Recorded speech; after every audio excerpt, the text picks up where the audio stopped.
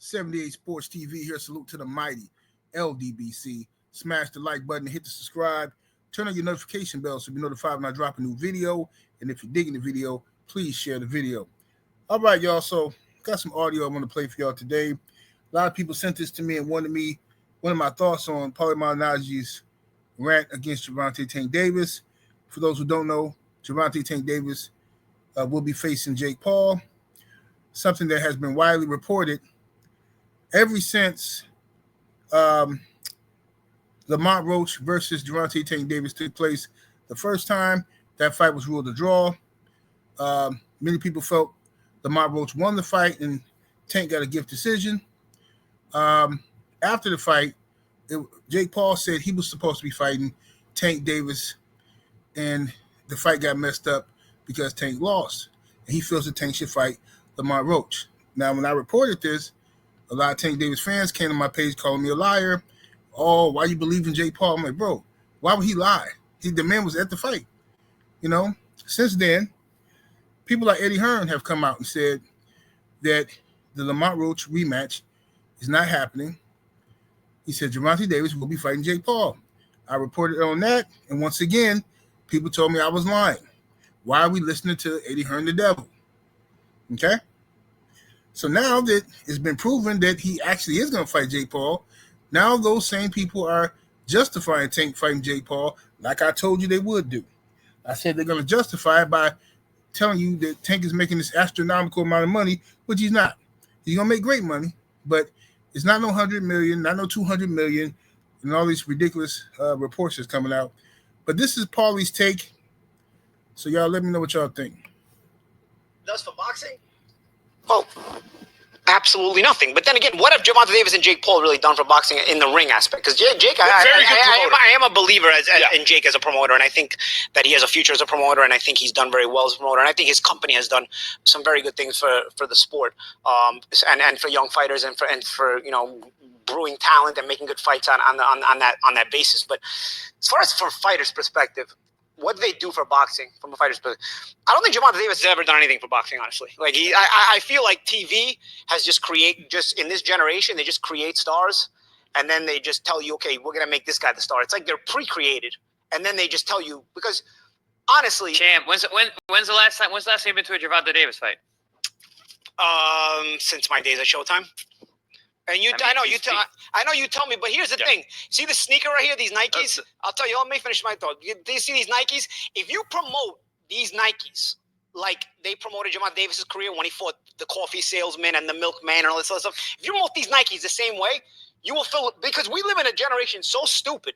They're making this fight in the Georgia Dome or whatever. What is the new arena called? It's not even called the Georgia Dome anymore. It's whatever it's called. State Farm Arena. Yep. You could fill up an arena making this Nike shoe fight this Nike shoe. And you can fill up an arena. We live in a generation this stupid. So if you promote it for years and years and years with highlight reels, manufactured reels, and all this other stuff, and you can do that, because Gervonta, honestly, he fought a bantamweight. Leo Santa Cruz is one of his best wins, who is old, and if you look at Santa Cruz's record, 80% of his resume was guys you never heard of himself. So that's one of his best wins. Jose Pedraza was absolutely clearly weight trained, and his career arc prior and afterwards tells you that. And also, I was in the fighter meetings with Jose Pedraza when he was fighting at 130, and he used to complain to us every time he made 130 how dead he was at the weight. And I had already worked the fight where Edna Cherry beat him and got robbed. So Pedraza shouldn't have even been champion. Paulie letting it all out now, ain't he? Tell us how you really feel, Paulie. When Jay Davis took his title, that's probably his second biggest win. Ryan Martin, there was a lot of fluff because he never accomplished anything, but he was a flashy guy, and I actually liked that win for Gervonta. Ryan Garcia, a lot of fluff again because he's a YouTuber who's never accomplished anything else besides being a YouTuber. Though there is talent there, it's unfulfilled and untapped talent, and the loss to Rolly Romero tells you that.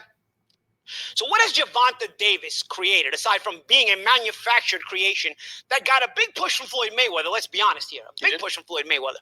And then after that, let's match him very carefully, because what do? We wanted to do the same thing with Adrian Broner, who had the balls to fight everybody. Say what you will about Adrian Broner. Had the balls to fight everybody. Didn't duck us. Now, these are facts so far. Adrian Broner, very underrated as far as his resume. Adrian Broner, I don't remember any fights that he turned down. I don't remember. If he did turn some down, I'm sure it was maybe one or two his whole career. But AB, say what you want to say about his talent level, he definitely stepped up. Single fight, and they said, you know what? We wanted to do this with Adrian Broner. We wanted to just manufacture a star before he was made into a star, and we kind of messed up by matching him too tough. So the pendulum swung in the complete opposite direction here. It's not like you balanced it out. You went in the complete opposite direction and made this guy fight absolutely nobody constantly. And let me tell you something about the Lamar Roach fight. He's a 16-1 underdog going into the fight because they knew they didn't want to fight anybody who was a risk. There's a reason he's ducking the Lamar Roach rematch now, because now you realize, wow, this guy is a threat. Whoa, I don't want anything near him. I've stayed away from guys like this my whole career. What am I going to start fighting them now? They've given me free money my whole career to get away from the threats. I'm going to start fighting them now? Hell no. This guy was good. I don't want nothing to do with him. Let's go with the Jake Paul route, which is, again, mostly win-win for him. It's more win-win for Jake, but it's mostly win-win for him. All right, so what does Gervonta Davis... Hold on. I gotta respond. Okay, as Chris Aldridge is about to speak, I thought I was in the right spot, but I guess not. So I'm going to have to fast forward a little bit. I'm trying to get to when Paulie goes on the Ghetto rant. But I'll say this before I finish playing. One of my homeboys, who is a huge Gervonta Tank Davis fan, and he's a rational Gervonta Davis fan, though, a real one. You know, he's been to, I don't know, since I've known him, probably about 6 Tank Davis fights he's been to. He ordered the pay-per-views if he can't make it. And he been telling me for years, Tank can knock out this dude. Tank can beat that dude. He been telling me for years, Tank gonna fight Devin Haney. Tank gonna fight Shakur Stevenson. Tank gonna knock out Lamar Roach in the rematch, right? And me and him have debated this, friendly debates, several times, right? Because outside of YouTube, these arguments never really get that serious. But on YouTube, of course, you know, everybody's like super gangster and they'll pull up and do this to you and do that to you. But in real life, you know, when you face to face, it's all lovey-dovey as friends, right? It's just banter. But he was so heartbroken that Gervonta Tank Davis is fighting Jake Paul. He went completely off. I'm talking about his hands were shaking. He was so mad. Because he just didn't want to accept what I have been telling him. So I just can imagine how you feel here. I gotta respond. That's what I want. I didn't even get to talk. Please. So, what has he done for the sport? I mean, manufactured or not, he went out there and he performed and he got knockouts and people tuned in. Boxing fans tuned in. And you can talk about that shoe fight and that shoe. They're not boxing fans. Gervonta Davis sold pay-per-views to boxing fans. And he got boxing fans to come to fights, which is so needed. Desperately needed. They marketed him that way. You can market anybody. You can market it that way. You can market it that way. Champ, you should know better because you and I were very marketable and never got any marketing except as opponents for high-level fighters. And you should know that. They talk about great white hypes and all this other stuff. No, that's absolutely not true. They manufacture what they want to manufacture. Shakur Stevenson can be marketable. He's not ghetto enough. Andre Ward was very marketable. He's not ghetto enough. Why do black fighters only get marketed when they're quote-unquote ghetto, when there's class guys who you can market as great examples? Shakur Stevenson, Andre Ward, so on and so forth. Yeah, I'm going to say it. Yeah, I'm saying it. People complain because I'm too real, and I'm going to be honest. Why could Ray Leonard be manufactured as I don't even want to use the word manufactured because Ray Leonard actually was legit. Great fighter. But Ray Leonard promoted as the class guy, and it worked. Why could you do it back then, but now you can't do it? Andre Ward was gold medalist the same way, class, could speak, mature, poised, could fight his ass off. Why didn't you market him the way you marketed Ray Leonard? What happened between 1976 and 2004? Why are you marketing Why are you marketing only Thug Life? Why? And I'm not saying, okay, I wasn't a part of this because I was a big fan of the hip-hop gangster rap generation and all this other stuff. But as a 44-year-old, you start to realize the concept of the entire scope of things.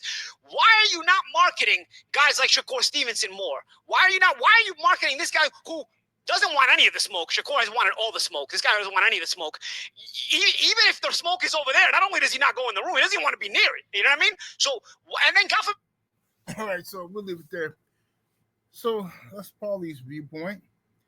Paulie says that they only promote ghetto black dudes now.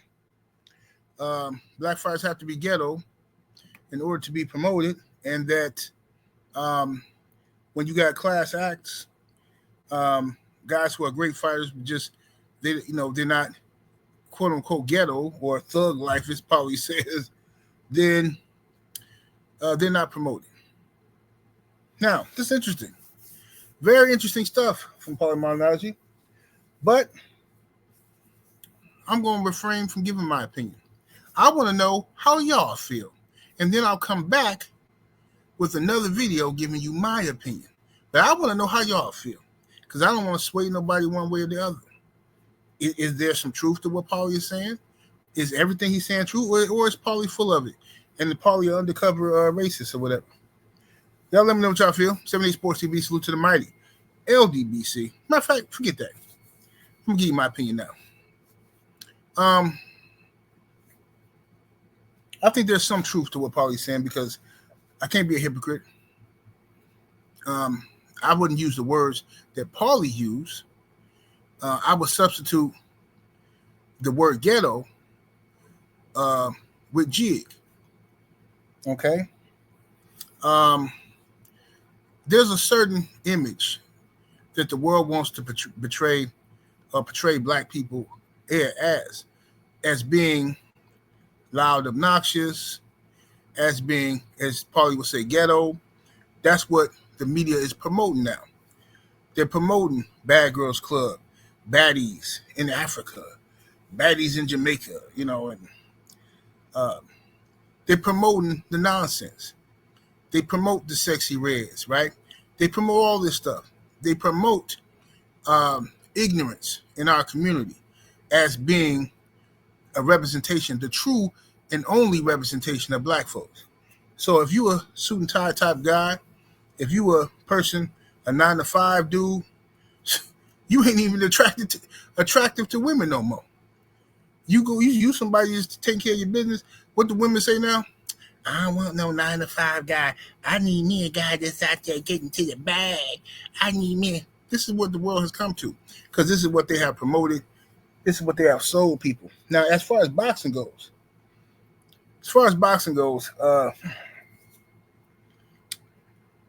I've been saying for years, they want the black guy to be the villain, right? The days of Sugar Ray Leonard being the guy with the nice smile that comes out there and he can get support and stuff like that. No, they don't want that because they're not marketing it that way. They think that the only way they can sell a black fighter now is for you to be a villain.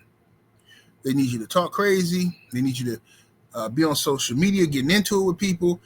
And that's what they promote online as well.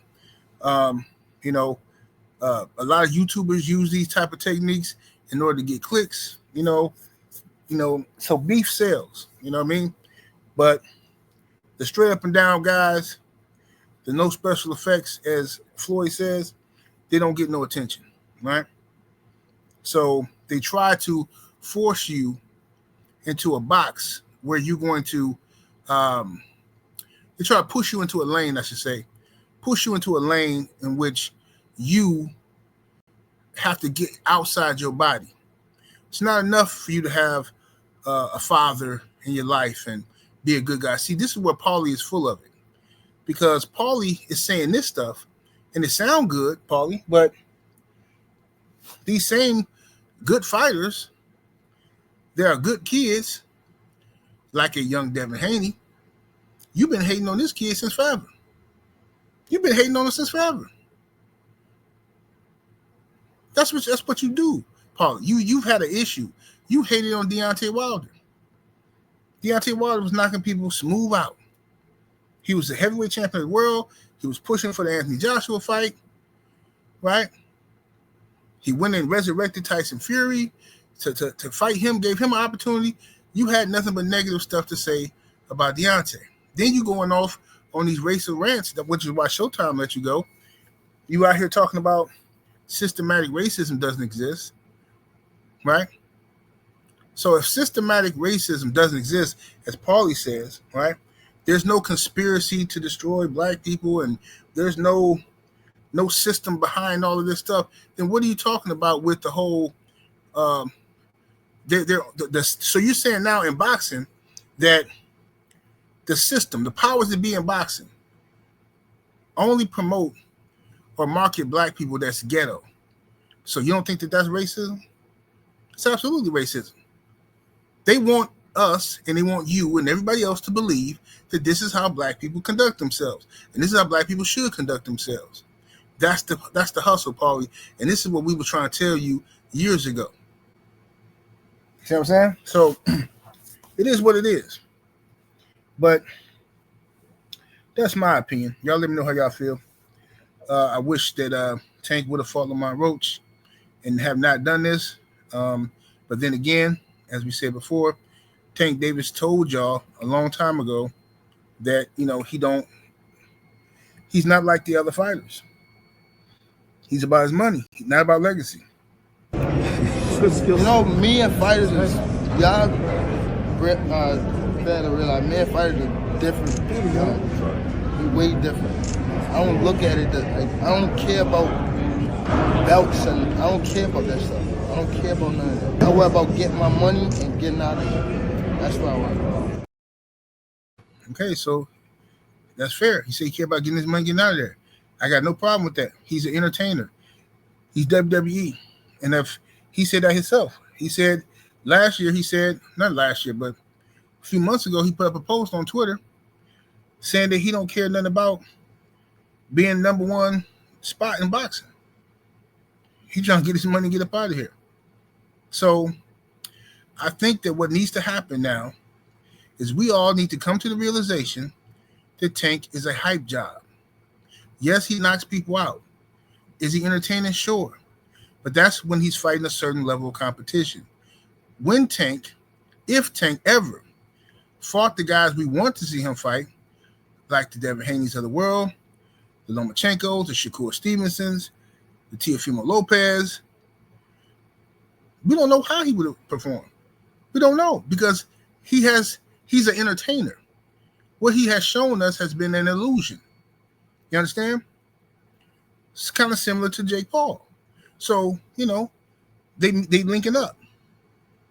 That's just my opinion. Let me know what y'all think. 78 Sports TV. Salute to the mighty ldbc. Smash that like button. Share the video.